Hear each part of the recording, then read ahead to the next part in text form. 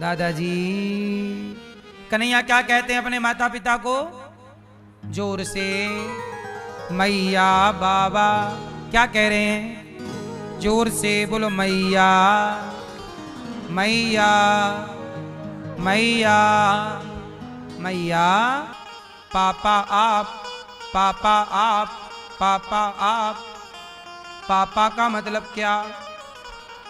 पापा का मतलब होता, पापा एक तरह की गाली है जो संस्कृत में दी जाती है। पापा एक तरह की गाली है। पापा का मतलब होता है पाप। अब ये आपका बाप है कि पाप है? पापा शब्द का अर्थ पिता नहीं होता। संस्कृत थोड़ा सनातनी हो, पढ़ो। पापा शब्द का अर्थ होता है पाप। जहां भी पापा शब्द होगा संस्कृत में, वहां पाप के लिए प्रयोग होगा। संस्कृत में पापा शब्द कहां प्रयोग होता है? पाप के लिए। तुलसीदास जी ने चौपाई लिखी, उसमें एक शब्द है कलयुग का यह परम प्रतापा, मानस पुण्य होय नहीं पापा। यहां पापा शब्द का अर्थ बताओ क्या है? चौपाई कर थाप ही लगाओ। कलयुग का यह परम प्रतापा, मानस पुण्य होय नहीं पापा। ये आपके पापा जी आ गए चौपाई में। अब अर्थ लगाओ। अर्थ लगेगा, यहां पापा शब्द का अर्थ लगेगा पाप। ए भैया, गूगल से पूछ रहे हो? गूगल और चैट जीटीपी तो आपको यही बताएंगे, क्योंकि गूगल को और चैट जीटीपी, क्या चैट जीटीपी होता है? जीटीपी जो भी होता है पूछ लेना आप, उसको संस्कृत का ज्ञान नहीं है।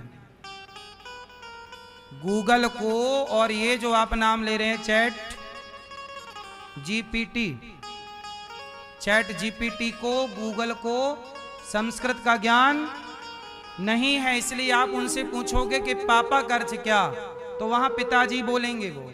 लेकिन वास्तविक में जो संस्कृत जगत के आप भारतीय दर्शन को पढ़ेंगे और सनातनी ज्ञान को जानते और सम्मान करते हो, तो वहां पर पापा शब्द का अर्थ आपको क्या मिलेगा? पाप। तो बताओ, आप अपने बाप को गाली क्यों देते हो? पाप कहीं का। पापा मतलब पाप। क्या है पापा मतलब? तो क्या पिताजी के लिए, पापा के लिए क्या सही शब्द है? पिताजी, बाबूजी।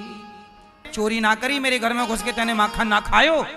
कन्हैया बोले अरे मैया तू ही बता, मेरे घर में 9 लाख गैया हैं, मक्खन के ढेर लगे हैं। ये सखी के घर माखन चोरी करवे काहे को जाऊंगा? ये या के घर में तो सड़ो माखन है, हमारे घर में तो ताजो है। सखियां बोली मैया देख तो सही, मक्खन खाएवे के बाद दारी को कहे लाला। कन्हैया बोले सखी तेने सड़ो माखन धर राख्यो है। मक्खन खा जाए और बाद में कहे तेने सड़ो माखन धर राख्यो है।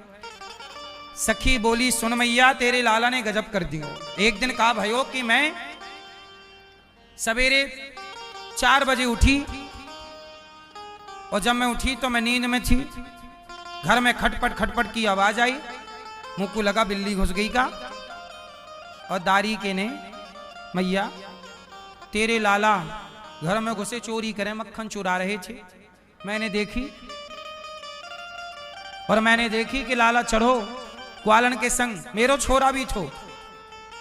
और जैसे ही मैं दौड़ी भागो तो मैंने या कन्हैया के हाथ पकड़ लिए। वो बोली चल तेरी मैया से शिकायत करूं। तो मैया बोली तू वादिन तो आई ना है। अरे मैया बात तो सुन, जब मैं तेरे लाला की शिकायत करवे की ताई या को हाथ पकड़ के रंगे हाथों तेरे पास लेके चली, तो रास्ते में दारी के ने कहा कि सखी हाथ तेने कस के पकड़ राख्यो है। सखी बोली, कन्हैया बोले हाथ तो बदल ले। तो मैंने अब कहा ठीक है दूसरा हाथ दे अपना।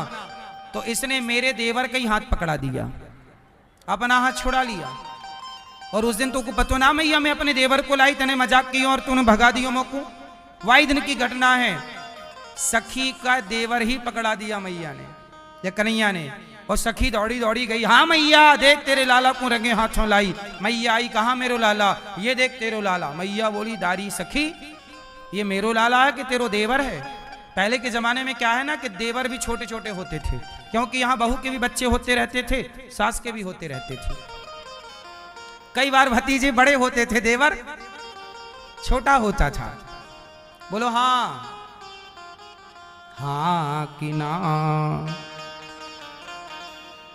तो सखी देवर कन्हैया ऐसे करे, मैया अच्छा कन्हैया माखन चोरी करते हैं, ग्वालों का गोला बनाएंगे, छींके से मक्खन निकालेंगे और सखियां शिकायत कर भी आएंगी तो कन्हैया रोए भी लगे, मैया जीने ना दे रही है मैया, गोपियां खेलने ना दे रही है, कहीं भी दिख जाऊं तो गाल पकड़ के कहे मैया।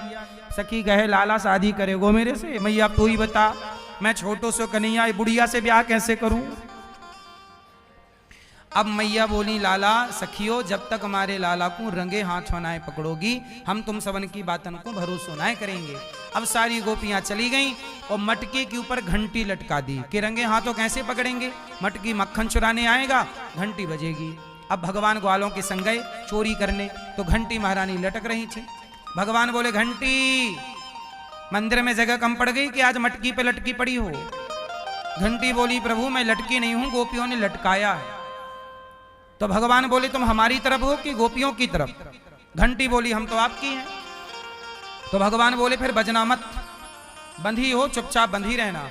हाँ सरकार नहीं बजेंगी। घंटी को भी सेट कर लिया भगवान ने, ग्वालों का गोला बनाए, चढ़े, घंटी नहीं बजी। सारा मक्खन खा लिया, सबको खवाया, मंगल मन सुखा श्री दामा सब खाओ।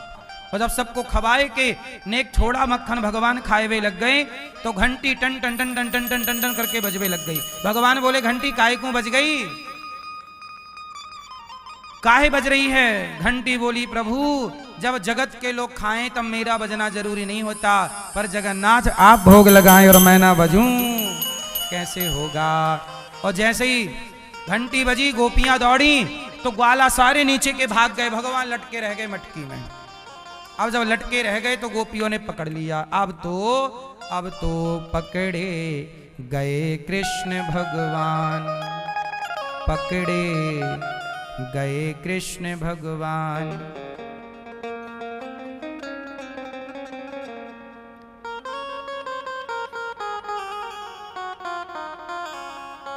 पकड़े गए भगवान। चल तेरी मैया से शिकायत करूं। कन्हैया बोले, मटकी से हाथ फिसले जा रहे हैं, नेक नीचे तो तारो, उंगली में अब दम नहीं है।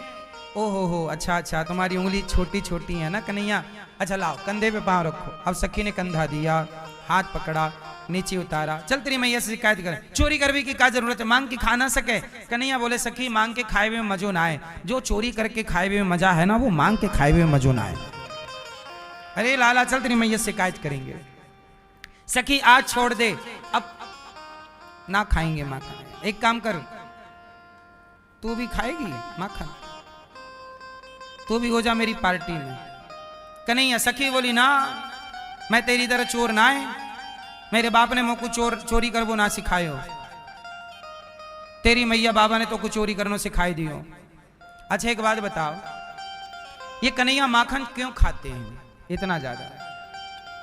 जग जाहिर है कन्हैया क्या खाते हैं, काहे खाते हैं इतना, और क्यों खाते हैं? इतना घर पे है फिर भी चोरी करके खाते हैं, क्यों? आप बताओ काहे इतना मक्खन खाते हैं? क्योंकि भगवान को पता था कि आप लोग पिज्जा बर्गर चाउमीन खाए हुए लग जाएंगे, इसलिए भगवान ने कहा कि पिज्जा बर्गर चाउमीन ना खाना, हड्डियां कमजोर पड़ जाएंगी, शरीर कमजोर हो जाएगा। शरीर को लंबे समय तक स्वस्थ रखना है तो लड़कपन जवानी में मक्खन खाना चाहिए। आजकल के लड़के लड़कियां मक्खन नहीं खाते। बोलो हाँ, आज खाना पीना बिगड़ गया तो खाना पीना में सुधार रहे, इसके लिए भगवान ने मक्खन चुरा के समाज को मैसेज दिया कि आपको क्या खाना चाहिए। आजकल के बच्चे चोरी करके चॉकलेट खा जाते हैं, टॉफी खा जाते हैं। खाना क्या चाहिए? आप लोग मक्खन खाते हैं? क्या खाओगे? आपके मम्मी पापा, आपके माता पिता की गलती, वो देते नहीं होंगे आपको, खाओगे क्या? आपके घर मक्खन होता है? गैया घर में गैया है? है ही नहीं गैया, मक्खन होते नहीं तो खाओगे क्या? फिर ऐसे कह रहे नहीं खाते, मिल नहीं रहा तो खाओगे क्या? मिल ही नहीं रहा है, क्यों? आप लोग खाते हो मक्खन? हैं? नहीं खाते हैं? समय से मक्खन खाए होते तो चश्मा नहीं लगता आंखों में। है क्या सही?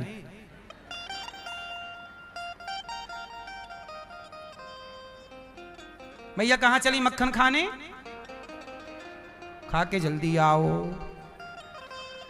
कन्हैया की पार्टी में सम्मिलित होने जा रही हो।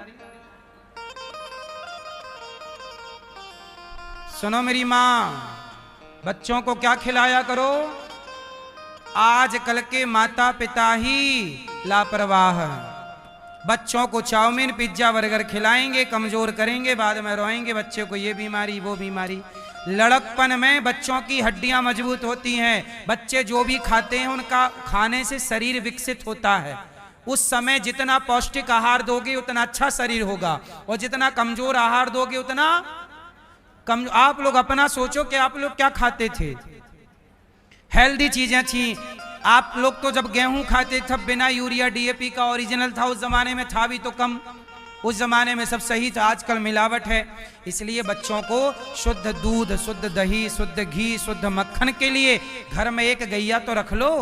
घर में शुद्ध गैया, बाजार का दूध लाते हो, जर्सी गाय का, जर्सी का दूध होता है। गाय का दूध कहां मिल रहा है? जर्सी का। वो कोई दूध है?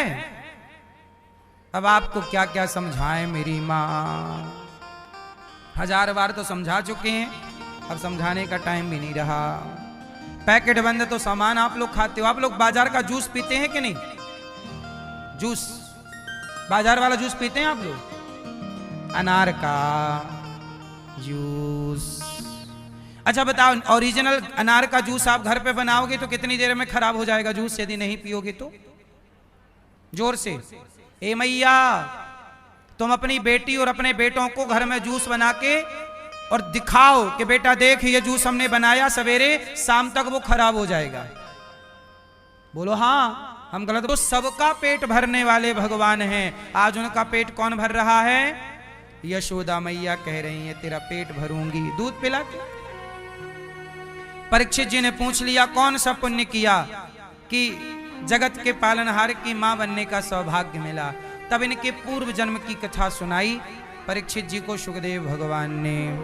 द्रोणो वसुनाम प्रवरो धरया सह भार्यया। ये यशोदा पिछले जन्म में धरा नाम की स्त्री थी। बहुत ध्यान से सुनिएगा, यशोदा मैया पिछले जन्म में कौन थी ये सुनिएगा। यशोदा मैया पिछले जन्म में कौन थी? इनका नाम था धरा। ये जंगल जाती, सूखी लकड़ी का गट्ठा बनाती और बाजार में बेचकर जो पैसे मिलते उससे साधु संतों की सेवा करती, संतों से सत्संग सुनती, भगवान का नाम जपती और प्रेम से माता धरा संतों का जूठन प्रसाद खाकर बचे हुए समय में कीर्तन करती। यही रोज का काम था, सेवा, कथा और नाम जप। ऐसे जिंदगी गुजर रही थी। करते करते वर्षों बीत गए। यशोदा माँ का पुण्य बढ़ गया, धरा माता का पुण्य। अब सेवा करोगे तो पुण्य बढ़ेगा।